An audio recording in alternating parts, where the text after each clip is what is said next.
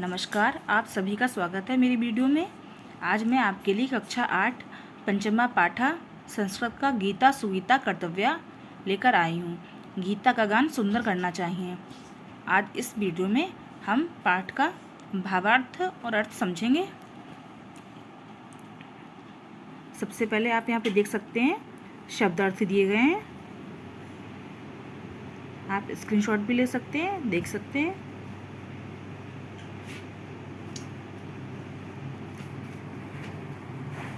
कुरुक्षेत्र में श्री गीता जयंती महोत्सव किया गया। वहाँ बहुत लोग गए। रमेश भी अपने पिता के साथ वहाँ गया। कथावाचक गीता के विषय में वर्णन कर रहे थे। गीता सुंदर रूप से गाई जानी चाहिए, जो स्वयं विष्णु भगवान के मुख कमल से निकली। अन्य शास्त्रों के विस्तार से क्या। अब यहाँ पर शब्दार्थ आप देखें।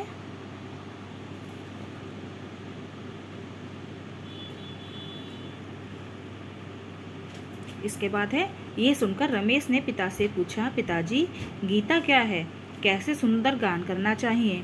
पिता पुत्र बहुत वर्षों पहले कुरुक्षेत्र में कौरवों और पांडवों के मध्य संग्राम हुआ। उस युद्ध में अपने बंधुओं को देखकर अर्जुन युद्ध करना नहीं चाहता था। तब भगवान श्री कृष्ण ने युद्ध से विमुख अर्जुन को कर्तव्य पालन के लिए उपदेश दिया।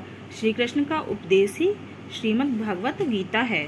गीता में अमृत समान उपदेश हैं।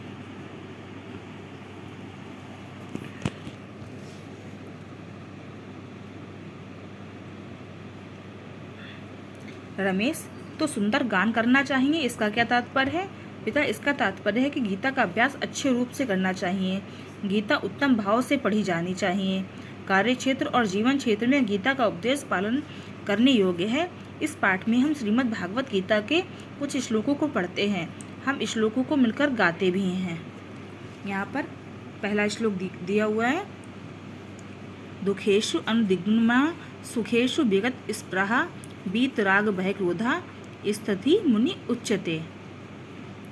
यहाँ पर शब्दार्थ दिए हुए हैं।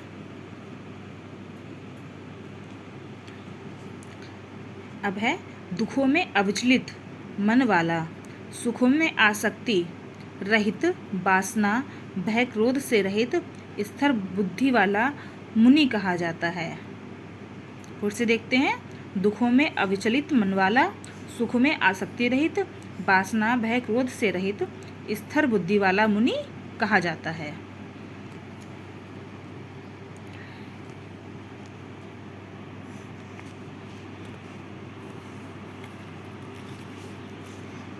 ये भावार्थ वो सरल अर्थ था।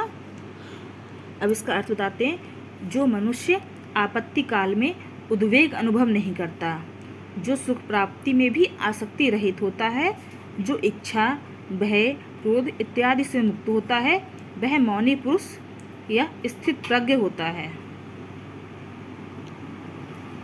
अब दूसरा श्लोक है। क्रोधात् भवति सम्मोहा, सम्मोहात् स्मृति विम्रहा, समृद्धि भ्रष्टात् बुद्धिनाशः, बुद्धिनाशात् प्रणश्यति। अब इसका शब्दार्थ देखते हैं।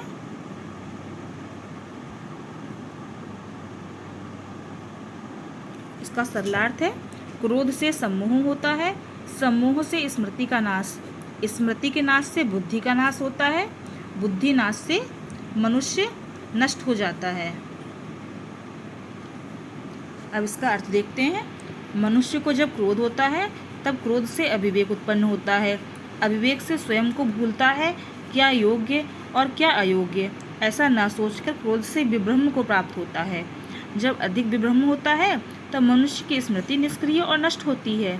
स्मृति के नाश से बुद्धि नष्ट हो जाती है, बुद्धि के नाश से मनुष्य विनाश को प्राप्त होता है। इसके बाद तीसरा श्लोक है हमारा गीता का। तद्विद्धि प्रणिपातेन परिप्रश्नेन सेवया उपवेक्ष्यन्ति ते ज्ञानम ज्ञानिनः तत्त्वदर्शिनः। यहाँ पर शब्दार्थ है। सरलार्थ, उस ज्ञान को प्रणाम के द्वारा, सेवा से प्रश्नों के द्वारा वे तत्वदर्शी ज्ञानी ज्ञान का उपदेश देंगे। इसका अर्थ है, भगवान श्री कृष्ण अर्जुन को उपदेश देते हैं, हे अर्जुन, आप गुरु के समीप जाकर यथार्थ ज्ञान प्राप्त करने के लिए प्रयास करो। आप विनम्र और जिज्ञासु होकर गुरु की सेवा करो।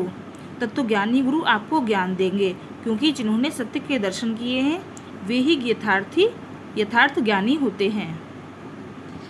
अब चौथा हमारा श्लोक है, श्रद्धावान लभते ज्ञानम तत्परः संयेतेन्द्रियः ज्ञानम लब्ध्वा पराम शांतिम अचिरेण अधिगच्छते।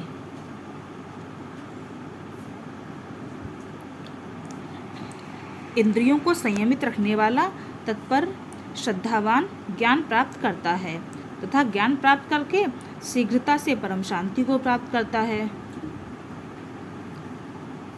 इसका अर्थ है, जो श्रद्धालु मनुष्य दिव्य ज्ञान प्राप्त करने के लिए निरंतर प्रयास करता है, वैसे ही मनुष्य ने इंद्रियों को अपने बस में किया है, वह मनुष्य दिव्य ज्ञान प्राप्त करेगा।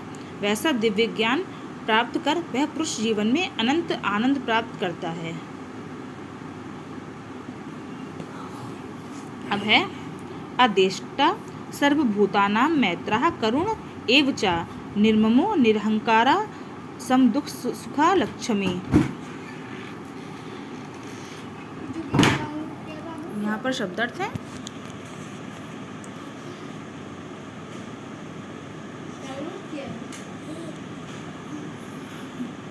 अब इसका सरलार्थ देख लेते हैं। सब प्राणियों के देश से रहित, मित्र भाव से युक्त और करुणावान है, ममता रहित, अहंकार रहित, दुख सुख में समान और क्षमाशील है। हे अर्जुन, जो किसी भी परिस्थिति में विचलित नहीं होता, वह ईर्ष्या रहित समस्त प्राणियों के लिए मित्र भाव से युक्त और दयालु होता है। जो ममत्व रहित, अहंकार विहीन, सुख और दुख में समान भाव से युक्त और क्षमाशील होता है, वैसा पुरुष भगवान का अत्यंत प्रिय भक्त होता है। अब है, संतुष्टा सततम योगी यतात्मा दृढ़ निश्चया मयि अर्पित मनोबुद्धि या मदभक्ता सा मे प्रियः। शब्दार्थ है, सरलार्थ है, जो योगी निरंतर संतुष्ट, आत्मसंयमी, दृढ़ निश्चयी, मुझ में मन बुद्धि अर्पित करने वाला है, वह भक्त मेरा प्रिय है। हे पार्थ, जो निरंतर संतुष्ट होता है अर्थात किसी भी वस्तु के अभाव से कभी भी असंतुष्ट नहीं होता, जो मन और इंद्रियों को जीतकर संयमी होता है, जो अपनी बुद्धि से परमेश्वर का स्वरूप स्थिर करता है और जो मन और बुद्धि ईश्वर में समर्पित करता है, वह मनुष्य मेरा अतीव प्रियतम भक्त होता है। इसके बाद है 7 नंबर पर, यस्मात् न उदिचते लोका लोकात् न उदिचते चाया हर्ष अमर्ष भय उद्वेगे मुक्ता या सा चामे प्रिया। जिससे संसार उद्विग्न नहीं होता, जो संसार से उद्विग्न नहीं होता और जो हर्ष ईर्ष्या भय और उद्योगों से मुक्त है, वह मेरा प्रिय होता है।